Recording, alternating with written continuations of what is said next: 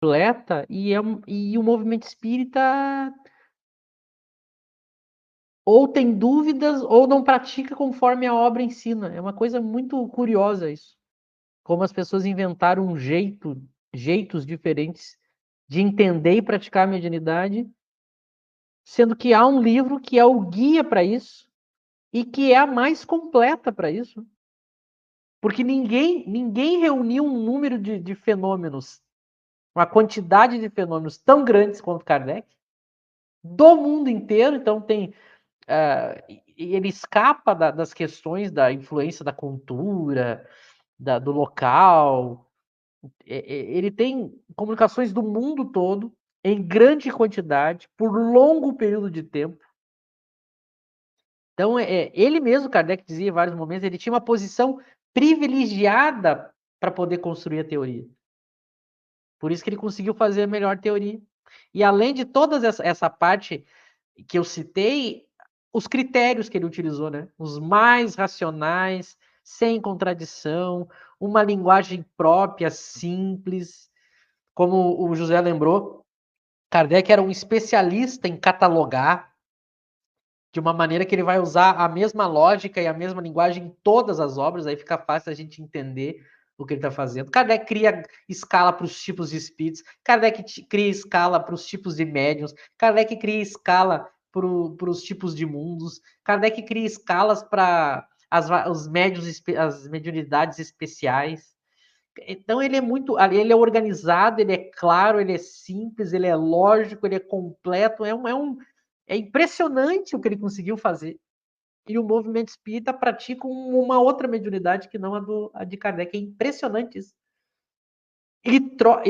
Quando eu vejo que as pessoas estão na casa espírita ou nos grupos aí estudando mediunidade e não é o livro dos médiuns, eu não consigo entender. A gente tem uma coisa muito rica nas mãos e as pessoas trocam para ficar lendo umas obras ruins, incompletas, que não tem nem 1% da qualidade da obra de Kardec. Obras sistemáticas, o que é isso? Aí a gente vê Kardec analisando cientificamente o assunto, sem superstição, sem criar nada desnecessário. A gente vê obras criando diversas coisas que a experiência provou que não são necessárias e que já existiam na época de Kardec. Quem lê o livro dos médiuns, Kardec comenta, né,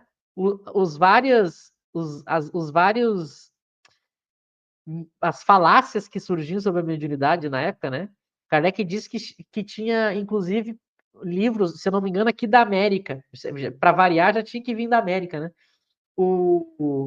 Tinha livros ensinando as pessoas a fazer uma espécie de ginástica para praticar a mediunidade, dando sintomas de mediunidade, todas essas coisas que Kardec vai excluindo, né? Mas ele não exclui porque Kardec quis. É que ele, na experiência, ele vai vendo o que funciona, o que não funciona, o que é melhor, o que não é melhor. E as pessoas vão comprando outras, e vão lendo apostila, e vão lendo outros livros, e a gente tem uma obra completa, né? Isso é uma coisa que realmente não dá para entender. Tinha mais algum ponto que eu ia colocar antes da gente seguir? Não sei se vocês também querem falar mais sobre isso, ou a gente vai seguir ou ler questões. Não, eu ia só comentar que o livro dos médiuns é tão interessante que ele não vai só relacionar, catalogar os fenômenos, né? Ele vai fazer mais do que isso, ele vai dar a teoria explicativa dos fenômenos. Então, quando ele coloca as diferentes manifestações físicas, ele vai dar, por exemplo, a teoria de como os espíritos agem sobre a matéria. Ele vai dar a teoria da manifestação física. Isso tem separado em capítulos, né? E ele vai falar, o espírito não tem braço, ele não pega um objeto com o braço espiritual e move o objeto, mas ele combina os fluidos dele com os fluidos do médium, e através da vontade, esses fluidos animam o objeto de uma vida fictícia, e através da vontade ele move o objeto e faz o que ele quiser com o objeto. Então, Isso é importantíssimo numa ciência também, né? Não é apenas você relacionar uma série de fatos um atrás do outro. Ele dá a explicação do fato, que é o fundamental da ciência, né? Não basta você só catalogar um monte de fatos, você dá a explicação importantíssima. E só mais um comentário. Eu fui atrás do item da clarividência aí, o Eric até tinha colocado nos comentários, né? Ele vai dizer que a clarividência é propriedade inerente à alma e que dá a certas pessoas a faculdade de ver sem o concurso dos órgãos da visão. Então, uma espécie de visão que a pessoa tem dos espíritos sem o órgão da visão, né? E a gente vê esses relatos às vezes, né? A pessoa está de olho fechado, ou está meio que dormindo, ou está... e ela fala, não, eu sinto que eu vejo, mas não é exatamente com o olho diretamente, como é o médium vidente, né?